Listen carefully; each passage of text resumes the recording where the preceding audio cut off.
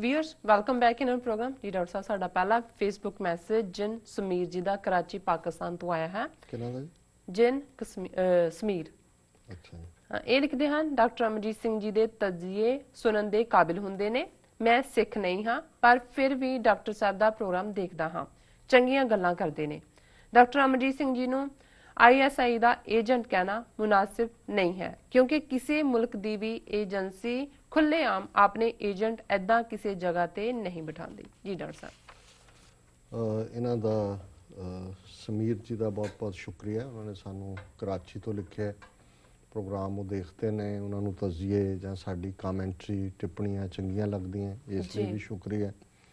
ਉਹਨਾਂ ਨੇ ਸਾਡਾ ਡਿਫੈਂਸ ਕੀਤਾ ਕਿ ਅਸੀਂ ISI ਦੇ ਏਜੰਟ ਨਹੀਂ ਹੈ, ਇਸ ਲਈ ਵੀ ਸ਼ੁਕਰੀਆ ਜੀ। 20-25 ਸਾਲ ਇਸ ਗੱਲ ਲਈ ਲੰਘ ਗਏ ਕਿ ਅਸੀਂ ਇੰਡੀਅਨ ਏਜੰਟ ਨਹੀਂ, ਹੁਣ ਅਗਲੇ 20-25 ਸਾਲ ਜੇ ਗੁਰੂ ਨੇ ਜ਼ਿੰਦਗੀ ਦੇ ਦਿੱਤੇ ਕਰਨ ਤੱਕ ਫਿਰ ਹੁਣ ਇਹਨੂੰ ਡਿਫੈਂਡ ਕਰਾਂਗੇ। ਪਤਾ ਨਹੀਂ ਕਿੰਨੀ ਉਹ ਗੁਰੂ ਦੇ ਹੱਥ ਵਸ ਹੁੰਦਾ ਜੀ। ਸੋ ਮੈਂ ਸਮਝਦਾ ਵੀ ਇਹ ਵੀ ਜਦੋਂ ਜਿਵੇਂ ਕਿਸੇ ਦੇ ਉੱਤੇ ਕੋਈ ਟਿੱਪਣੀਆਂ ਜ਼ਿਆਦਾ ਹੋਣ ਔਰ ਖਾਸ ਤੌਰ ਤੇ ਸਾਡੇ ਕੌਮੀ ਪੱਖ ਤੋਂ, ਤਾਂ ਫਿਰ ਇਸ ਗੱਲ ਦੀ ਖੁਸ਼ੀ ਹੋਣੀ ਚਾਹੀਦੀ ਹੈ ਵੀ ਕੁਛ ਨਾ ਕੁਛ ਅਸੀਂ ਕ੍ਰੀਏਟਿਵ ਕਰ ਰਹੇ ਹਾਂ, ਨਹੀਂ ਤਾਂ ਕਿਸੇ ਨੂੰ ਕੋਈ ਲੋੜ ਨਹੀਂ ਪੈਂਦੀ ਕਹਿਣ ਦੀ। ਸੋ ਪਹਿਲਾਂ ਦੁਸ਼ਮਣ ਨੂੰ ਤਕਲੀਫ ਸੀ ਕਿ ਅਸੀਂ ਕੁਛ ਕਰ ਰਹੇ ਹਾਂ ਜਿਹਦਾ ਕੋਈ ਕੌਮ ਨੂੰ ਫਾਇਦਾ ਹੋ ਰਿਹਾ ਜੀ, ਤੇ ਉਹਨਾਂ ਨੇ ਬਹੁਤ ਸਾਰੇ ਲੇਬਲ ਇੰਡੀਅਨ ਏਜੰਟ ਵਾਲੇ ਚੱਕੇ ਹੋਏ ਸੀਗੇ। ਹੁਣ ਉਹਨਾਂ ਨੂੰ ਲੱਗਦਾ ਹੈ ਕਿ ਵੀ ਇਹ ਵਿਕਿਆ ਨਹੀਂ, ਨਾ ਹੀ ਇਹ ਹਟੇ ਪਿੱਛੇ, ਨਾ ਹੀ ਸੰਗਤ ਨੇ ਆਪਣੀ ਸਪੋਰਟ ਜਾਂ ਪਿਆਰ ਉਹਦੇ 'ਚ ਕੋਈ ਕਮੀ ਆਈ। ਉਹਨਾਂ ਨੇ ਕਿਹਾ ਵੀ ਹੁਣ ਗੇਅਰ ਬਦਲੋ, ਹੁਣ ਉਹ ਵਾਘਾ ਟੱਪ ਕੇ ਦੂਜੇ ਪਾਸੇ ਪਹੁੰਚ ਗਏ। ਹੁਣ ਇਹ ਸਮਝ ਨਹੀਂ ਆਈ ਵੀ ਇਹ ਜਾਂ ਤਾਂ ਹੁਣ ਸਾਡੀ ਤਰੱਕੀ ਕਰ ਦਿੰਦੇ ਇੰਡੀਅਨ ਏਜੰਟ, ਚਲੋ ਕੋਈ ਲੈਫਟੀਨੈਂਟ ਭਰਤੀ ਹੁੰਦਾ, ਕੋਈ ਜਰਨਲ ਤੱਕ ਬਣਾ ਦਿੰਦੇ ਕਿ ਜੀ ਹੁਣ ਤਰੱਕੀ ਹੋ ਗਈ, ਇਹਨਾਂ ਨੇ ਬਹੁਤ ਕੰਮ ਕੀਤਾ ਉਹਨਾਂ ਦੇ ਲਈ। ਇਹਨਾਂ ਨੇ ਤਾਂ ਸਾਨੂੰ ਡਿਮੋਟ ਕਰਕੇ ਦੂਜੇ ਪਾਸੇ ਰਿਕਰੂਟ ਕਰਤਾ। ਸੋ ਜੇ ਅਸੀਂ ਇੰਨਾ ਲੰਬਾ ਵਕਤ ਇੰਡੀਅਨ ਜਿਹੜੀ ਆ ਗਵਰਨਮੈਂਟ ਲਈ ਕੰਮ ਕਰਦੇ, ਸਾਨੂੰ ਤਾਂ ਫਿਰ ਰਿਕਰੂਟ ਨਹੀਂ ਕਰਨਗੇ ਪਾਕਿਸਤਾਨ ਵਾਲੇ ਜੀ। ਤੇ ਜੇ ਉਹਨਾਂ ਨੇ ਕਿਹਾ ਕਿ ਜੀ ਜਿਹਨਾਂ ਨੂੰ ਰਿਕਰੂਟ ਕਰਦੇ ਨੇ ਉਹ ਸਾਹਮਣੇ ਤਾਂ ਨਹੀਂ ਲਿਆਉਂਦੇ, ਕੀ ਪਤਾ ਇਹਨਾਂ ਨੇ ISI ਨੇ ਪਾਲਿਸੀ ਚੇਂਜ ਕਰ ਲਈ ਹੋਇਆ, ਉਹਨਾਂ ਨੇ ਕਿਹਾ ਜੀ ਰਿਕਰੂਟ ਵੀ ਕਰੋ, ਸਾਹਮਣੇ ਵੀ ਲਿਆਓ ਜੀ। ਤੇ ਚਲੋ ਇਹਨਾਂ ਦੀ ਮਿਹਰਬਾਨੀ ਹੈ ਔਰ ਇਹਨਾਂ ਭਰਾਵਾਂ ਦੀ ਵੀ ਮਿਹਰਬਾਨੀ ਹੈ ਜਿਹੜੇ ਸਾਨੂੰ ਹਮੇਸ਼ਾ ਕੋਈ ਨਾ ਕੋਈ ਖਿਤਾਬ ਦੇ ਕੇ ਘੱਟੋ ਘੱਟ ਇੰਪੋਰਟੈਂਟ ਤਾਂ ਸਮਝਦੇ ਆ ਨਾ। ਇਹ ਤਾਂ ਸਮਝਦੇ ਨੇ ਵੀ ਏਜੰਸੀਆਂ ਲੋੜ ਸਮਝਦੀਆਂ ਵੀ ਹਾਇਰ ਕਰਨਾ ਹੈ ਜੀ ਜੀ। ਸੋ ਇਹਨਾਂ ਦਾ ਬਹੁਤ ਬਹੁਤ ਧੰਨਵਾਦ ਜੀ। ਭੁਪਿੰਦਰ ਸਿੰਘ ਰਖੜਾ ਜੀ ਨੇ ਭਗਤ ਨਾਮਦੇਵ ਜੀ ਵਾਲੀ YouTube ਵੀਡੀਓ ਤੇ ਕਮੈਂਟ ਕੀਤਾ ਹੈ। ਇਹ ਲਿਖਦੇ ਹਨ, ਡਾਕਟਰ ਸਾਹਿਬ ਤੁਸੀਂ ਬਹੁਤ ਖੂਬ ਦੱਸਿਆ। ਅਮਰਵੀਰ ਸਿੰਘ ਜੀ, ਤੁਸੀਂ ਸੋਚ ਨੂੰ ਟੁੰਬਣ ਵਾਲਾ ਸਵਾਲ ਕੀਤਾ ਹੈ ਕਿ ਇਹ ਜਾਤੀਵਾਦ ਸਿੱਖੀਜ਼ਮ 'ਚ ਕਿਵੇਂ ਫੈਲ ਰਿਹਾ ਹੈ। ਇਹ ਸਾਡੇ ਲਈ ਸੋਚਣ ਵਾਲੀ ਗੱਲ ਹੈ। ਲੋਕ ਅਜੇ ਵੀ ਆਪਣੇ ਭਗਤਾਂ ਨੂੰ ਪੂਜਦੇ ਹਨ, ਭਾਵੇਂ ਉਹ ਕਿਸੇ ਵੀ ਜਾਤ ਨਾਲ ਸੰਬੰਧਿਤ ਹੋਣ। ਇਸ ਦਾ ਕਾਰਨ ਅੱਜ ਦੀ ਸਿਆਸਤ ਅਤੇ ਸਮਾਜ ਬਰਾਬਰੀ ਦਾ ਨਾ ਹੋਣਾ ਹੋ ਸਕਦਾ ਹੈ। ਡਾਕਟਰ ਸਾਹਿਬ, ਸਮਾਂ ਕੱਢ ਕੇ ਇਸ ਮਸਲੇ ਤੇ ਆਪਣੇ ਵਿਚਾਰ ਦਿਓ। ਜੀ ਡਾਕਟਰ ਸਾਹਿਬ। ਇਹ ਵੀਰ ਭੁਪਿੰਦਰ ਸਿੰਘ ਰਖੜਾ ਉਸ ਸ਼ੋਅ ਦੀ ਗੱਲ ਕਰਦੇ ਨੇ ਜਦੋਂ ਤੁਸੀਂ ਗੈਰ ਹਾਜ਼ਰ ਸੀ। ਸੋ ਅਮਰਵੀਰ ਸਿੰਘ ਹੋਰਾਂ ਨੇ ਉਹ ਸ਼ੋਅ ਕੀਤਾ ਸੀ, ਦੇਖ ਲਓ। ਹੁਣ ਤੁਸੀਂ ਗੈਰ ਹਾਜ਼ਰ ਨਾ ਹੋਇਆ ਕਰੋ, ਨਹੀਂ ਤਾਂ ਫਿਰ ਉਹ ਦੂਸਰਿਆਂ ਨੂੰ ਨੰਬਰ ਮਿਲ ਜਾਂਦੇ ਜੀ ਜੀ, ਕੋਈ ਗੱਲ ਨਹੀਂ। ਸੋ ਉਹਦੇ 'ਚ ਉਹਨਾਂ ਨੇ ਡਿਸਕਸ਼ਨ ਵੇਲੇ ਸਵਾਲ ਕੀਤਾ ਸੀ ਕਿ ਵੀ ਇਹ ਕਿਉਂ ਹੈ ਜਿਹੜਾ ਜ਼ਾਤ ਪਾਤੀ ਸਿਸਟਮ ਹੈ ਸਾਡੇ 'ਚ, ਔਰ ਉਹਨਾਂ ਨੇ ਵੀ ਇਹੀ ਕਿਹਾ ਵੀ ਲੋਕ ਆਪੋ ਆਪਣੇ ਭਗਤਾਂ ਨੂੰ ਜਿਹੜੇ ਵੀ ਉਹਨਾਂ ਦੇ ਕਬੀਲੇ, ਟਰਾਈਬ ਜਾਂ ਉਹਨਾਂ ਦੀ ਜ਼ਾਤ ਦੇ ਵਿੱਚ ਨੇ ਉਹਨਾਂ ਨੂੰ ਹੀ ਮੰਨਦੇ ਨੇ ਖਾਸ ਤੌਰ 'ਤੇ। ਔਰ ਇਹ ਸ਼ਾਇਦ ਉਹਨਾਂ ਨੇ ਕਿਹਾ ਵੀ ਇਹਦਾ ਕਾਰਨ ਸਮਾਜ ਦੇ ਵਿੱਚ ਇੱਕ ਵਖਰੇਵਾਂ ਜਾਂ ਦੂਸਰਾ ਹੋਏ। ਮੈਂ ਸਮਝਦਾ ਵੀ ਬਿਲਕੁਲ ਇਹ ਠੀਕ ਗੱਲ ਹੈ। ਮੈਂ ਤਾਂ ਸਿੱਖੀ ਦੇ ਹਵਾਲੇ ਨਾਲ ਉਦੋਂ ਵੀ ਗੱਲ ਕੀਤੀ ਸੀ, ਹੁਣ ਵੀ, ਔਰ ਹਮੇਸ਼ਾ ਬਾਈ ਕਨਵਿਕਸ਼ਨ, ਕਿਉਂਕਿ ਮੈਂ ਕੋਈ ਵੋਟਾਂ ਤੇ ਨਹੀਂ ਖਲੋਣਾ ਹੈ, ਕਿਸੇ ਤੋਂ ਵੋਟਾਂ ਨਹੀਂ ਮੰਗਣੀਆਂ ਕਿ ਮੈਂ ਗਿਣਾ ਕਿ ਜੀ ਕਿਸ ਕਬੀਲੇ ਦੀਆਂ ਜਾਂ ਕਿਸ ਜ਼ਾਤ ਦੀਆਂ ਕਿੰਨੀਆਂ ਵੋਟਾਂ ਨੇ, ਮਿਲਣਗੀਆਂ ਕਿ ਨਹੀਂ ਮਿਲਣਗੀਆਂ। ਮੈਂ ਜੈਨੂਅਨਲੀ, ਕਿਉਂਕਿ ਇਹ ਗੁਰੂ ਨਾਨਕ ਸਾਹਿਬ ਦਾ ਫੇਥ ਹੈ ਔਰ ਗੁਰੂ ਨਾਨਕ ਸਾਹਿਬ ਦੇ ਫੇਥ 'ਚ ਗੁਰੂ ਨਾਨਕ ਸਾਹਿਬ ਨੇ ਬੜੀ ਬੁਲੰਦ ਆਵਾਜ਼ ਦੇ ਵਿੱਚ ਨੀਚਾਂ ਅੰਦਰ ਨੀਚ ਜਾਤ, ਨੀਚੀ ਹੂੰ ਅਤ ਨੀਚ, ਨਾਨਕ ਤਿਨ ਕੈ ਸੰਗ ਸਾਥ, ਵੱਡਿਆਂ ਸਿਉ ਕਿਆ ਰੀਸ, ਜਿੱਥੇ ਨੀਚ ਸਮਾਲੀਅਨ ਤਿੱਥੇ ਨਦਰ ਤੇਰੀ ਬਖਸ਼ਿਸ਼ ਜੀ। ਕਿ ਗੁਰੂ ਸਾਹਿਬ ਨੇ ਫਰਮਾਇਆ ਕਿ ਭਾਈ ਮੈਂ ਤਾਂ ਉਹਨਾਂ ਦੇ ਨਾਲ ਖਲੋਤਾ ਹੈ ਜਿਨ੍ਹਾਂ ਨੂੰ ਸਮਾਜ ਨੇ, ਜਿਨ੍ਹਾਂ ਨੂੰ ਬ੍ਰਾਹਮਣਵਾਦ ਨੇ, ਜਿਨ੍ਹਾਂ ਨੂੰ ਉੱਚ ਜਾਤੀ ਇਹਨਾਂ ਹੰਕਾਰੀਆਂ ਨੇ ਜਿਹੜਾ ਉਹ ਨੀਵੇਂ ਬਣਾਇਆ, ਨਿਤਾਣੇ ਬਣਾਇਆ, ਕਿਉਂਕਿ ਉਹਨਾਂ ਦੇ ਉੱਤੇ ਹੀ ਨਿਰੰਕਾਰ ਦੀ ਬਖਸ਼ਿਸ਼ ਹੁੰਦੀ ਹੈ। ਉਹੀ ਨਿਰੰਕਾਰ ਦੀ ਬਖਸ਼ਿਸ਼ ਦੇ ਹੱਕਦਾਰ ਨੇ। ਇਹ ਉੱਚ ਜਾਤੀ ਹੈ ਔਰ ਇਹ ਜ਼ਾਤ ਅਭਿਮਾਨੀ ਜਿਹੜੇ ਨੇ, ਇਹ ਤਾਂ ਇਹਨਾਂ ਲਈ ਤਾਂ ਰੱਬ ਦੇ ਦਰਵਾਜ਼ੇ ਬੰਦ ਹੋ ਜਾਂਦੇ ਨੇ। ਔਰ ਇਹ 10 ਗੁਰੂ ਜਾਮਿਆਂ ਦੇ ਵਿੱਚ ਸਤਿਗੁਰਾਂ ਨੇ ਇਹਨਾਂ ਵਰਗਾਂ ਨੂੰ ਹੀ, ਜਿਨ੍ਹਾਂ ਨੂੰ ਨਿਮਾਣੇ, ਨਿਤਾਣੇ, ਲਤਾੜੇ ਸਮਾਜ ਨੇ ਸਦੀਆਂ ਤੋਂ, ਜਿਨ੍ਹਾਂ ਲਈ ਅਲਾਮਾ ਇਕਬਾਲ ਨੇ ਕਿਹਾ ਸੀ ਕਿ ਆਹ शूदर के लिए हिंदुस्तान गम खाना है, दर्द इंसानी से इस बस्ती का दिल बेगाना है, फिर उठी आखिर सदा तौहीद की पंजाब से, हिंद को एक मर्द कामिल ने जगाया ख्वाब से। जी हुण ਇਹ ਉਹਨਾਂ ਦੇ ਲਈ ਜਿਨ੍ਹਾਂ ਨੂੰ ਸ਼ੂਦਰ ਬਣਾਇਆ, ਇਹ ਮੁਲਕ ਜਿਹੜਾ ਇੱਕ ਗਮ ਖਾਨਾ ਹੈ, ਉਹਨਾਂ ਦੇ ਲਈ ਗਮ ਤੋਂ ਬਿਨਾਂ ਉਹਨਾਂ ਨੂੰ ਕੁਝ ਨਹੀਂ ਹੈ। ਪਰ ਇੱਥੇ ਗੁਰੂ ਨਾਨਕ ਨੇ ਉਹਨਾਂ ਨੂੰ ਆਪਣੇ ਗਲ ਨਾਲ ਲਾਇਆ ਤੇ 10 ਜਾਮਿਆਂ ਤੋਂ ਬਾਅਦ 10ਵੇਂ ਪਾਤਸ਼ਾਹ ਜਦੋਂ ਖਾਲਸਾ ਪੰਥ ਦੀ ਸਿਰਜਣਾ ਕਰਦੇ ਨੇ, ਇਹ ਰੰਗਰੇਟੇ ਗੁਰੂ ਕੇ ਬੇਟੇ ਨੇ ਔਰ ਆਪਣੇ ਗਲ ਨਾਲ ਲਾ ਕੇ 10ਵੇਂ ਪਾਤਸ਼ਾਹ ਫਰਮਾਉਂਦੇ ਨੇ ਕਿ ਇਨ ਗਰੀਬ ਸਿੱਖਨ ਕੋ ਦੇਉ ਪਾਤਸ਼ਾਹੀ, ਇਹ ਯਾਦ ਰੱਖੇ ਹਮਰੀ ਗੁਰਿਆਈ, ਕਿ ਇਹਨਾਂ ਨੂੰ ਮੈਂ ਪਾਤਸ਼ਾਹ ਬਣਾਇਆ। ਜਿਨ ਕੀ ਜ਼ਾਤ ਵਰਣ ਕੁਲ ਮਾਹੇ, ਸਰਦਾਰੀ ਨਾ ਭਈ ਕਦਾਹੇ, ਤਿੰਨ ਹੀ ਕੋ ਸਰਦਾਰ ਬਣਾਉ, ਤਬੈ ਗੋਬਿੰਦ ਸਿੰਘ ਨਾਮ ਕਹੋ।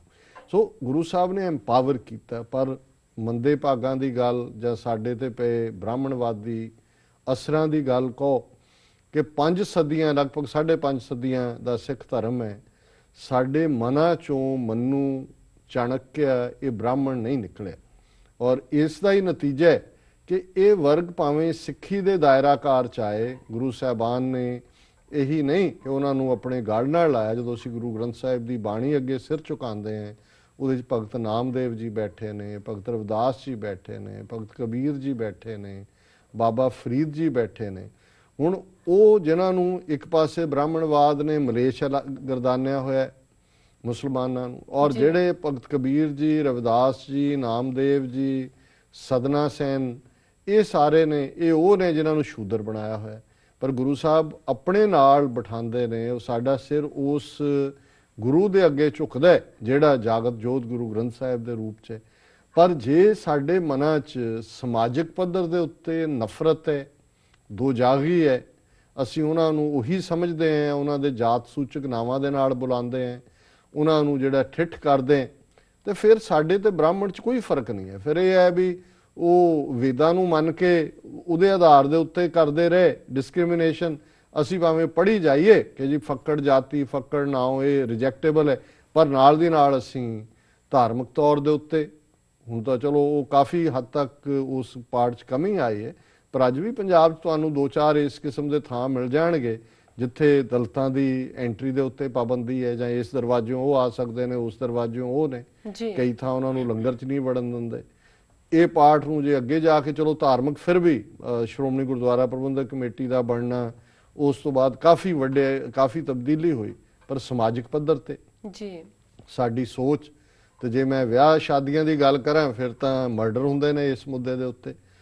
ਇੱਕ ਪਾਸੇ ਅਸੀਂ ਚਿੰਤਤ, ਔਰ ਇਹਨਾਂ ਮੁਲਕਾਂ 'ਚ ਵੀ ਜਿਹੜੀ ਸਾਡੀ ਸੋਚ ਹੈ ਇਸ ਚੋਂ ਬਾਹਰ ਨਹੀਂ ਗਈ ਹੈ। ਇੱਕ ਪਾਸੇ ਅਸੀਂ ਚਿੰਤਤ ਹੁੰਦੇ ਹਾਂ ਕਿ ਸਾਡੇ ਬੱਚੇ ਬੱਚੀਆਂ ਹੋਰ ਜਿਹੜੇ ਪਾਸੇ ਨਾ ਜਾਣ, ਪਰ ਉਹੀ ਜੇ ਈਵਨ ਸਿੱਖ ਦਾਇਰਾਕਾਰ ਦੇ ਵਿੱਚ ਹੁੰਦਿਆਂ ਵੀ ਜਿਹੜਾ ਹੈ ਉਹ ਕੋਈ ਗੁਰਸਿੱਖ ਲੜਕਾ, ਗੁਰਸਿੱਖ ਲੜਕੀ ਹੈ, ਫਿਰ ਜ਼ਾਤ ਪਾਤ ਦਾ ਲੇਬਲ ਆ ਜਾਂਦਾ। ਉਹਨਾਂ ਹਾਲਾਤਾਂ 'ਚ ਅਸੀਂ ਦੂਸਰੀ ਗੱਲ ਟੋਲਰੇਟ ਕਰ ਲਾਂਗੇ, ਕਾਲਾ ਗੋਰਾ, ਉਸ ਨੂੰ ਸ਼ਾਇਦ ਕਦੇ ਆ ਕੇ ਬਰਦਾਸ਼ਤ ਕਰ ਲਈਏ, ਪਰ ਇਹ ਬਰਦਾਸ਼ਤ ਨਹੀਂ ਅਸੀਂ ਕਰ ਸਕਦੇ ਕਿ ਜੀ। ਸੋ ਇਹ ਜਦੋਂ ਤੱਕ ਮਾਈਂਡ ਸੈਟ ਟੁੱਟੇਗਾ ਨਹੀਂ, ਜਦੋਂ ਅਸੀਂ ਇਹ ਕਹਿੰਦੇ ਹਾਂ ਵੀ ਖਾਲਸਾ ਖਾਲਸੇ ਨਾਲ ਅਭੇਦ ਵਰਤੇ। ਹੁਣ ਵਰਤਣਾ ਜਿਹੜਾ ਉਹ ਸਿਰਫ ਇਕੱਠੇ ਬਹਿ ਕੇ ਲੰਗਰ 'ਚ ਪੰਗਤ 'ਚ ਬਹਿਣ ਨੂੰ ਵਰਤਣਾ ਨਹੀਂ ਕਹਿੰਦੇ। ਜਦੋਂ ਅਸੀਂ ਕਹਿੰਦੇ ਹਾਂ ਵੀ ਖਾਲਸਾ ਖਾਲਸੇ ਨਾਲ ਰੋਟੀ ਬੇਟੀ ਦੀ ਸਾਂਝ ਕਰੇ, ਹੁਣ ਰੋਟੀ ਬੇਟੀ ਦੀ ਸਾਂਝ ਰਿਸ਼ਤੇਦਾਰੀ ਹੈ, ਨਾਤੇਦਾਰੀ ਹੈ। ਜਦੋਂ ਅਸੀਂ ਇਸ ਜ਼ਾਤ ਪਾਤੀ ਸਿਸਟਮ 'ਚੋਂ ਨਿਕਲ ਕੇ ਸਿਰਫ ਇੱਕ ਚੰਗਾ ਗੁਰਸਿੱਖ ਬੱਚਾ ਜਾਂ ਬੱਚੀ ਇਹ ਕ੍ਰਾਈਟੇਰੀਆ ਰੱਖਾਂਗੇ ਤੇ ਸਾਡਾ ਆਪਸ ਦੇ ਵਿੱਚ ਜਿਹੜੀਆਂ ਰਿਸ਼ਤੇਦਾਰੀਆਂ ਸੰਬੰਧ ਜੁੜਨਗੇ। ਫਿਰ ਕੌਣ ਕਿਹਨੂੰ ਕਹੇਗਾ ਵੀ ਤੂੰ ਉੱਚਾ ਹੈ, ਤੂੰ ਨੀਵਾਂ ਹੈ, ਤੂੰ ਫਲਾਂ ਹੈ, ਤੂੰ ਨਹੀਂ ਹੈ। ਪਰ ਅਜੇ ਇਹ ਬੜਾ ਲੰਬਾ ਸਫ਼ਰ ਹੈ। ਮੈਂ ਇਹਨਾਂ ਦਾ ਧੰਨਵਾਦ ਕਰਦਾ ਵੀਰ ਭੁਪਿੰਦਰ ਸਿੰਘ ਰਖੜਾ ਜੀ ਦਾ ਕਿ ਉਹਨਾਂ ਨੂੰ ਸਾਡਾ ਕਮੈਂਟ ਚੰਗਾ ਲੱਗਾ।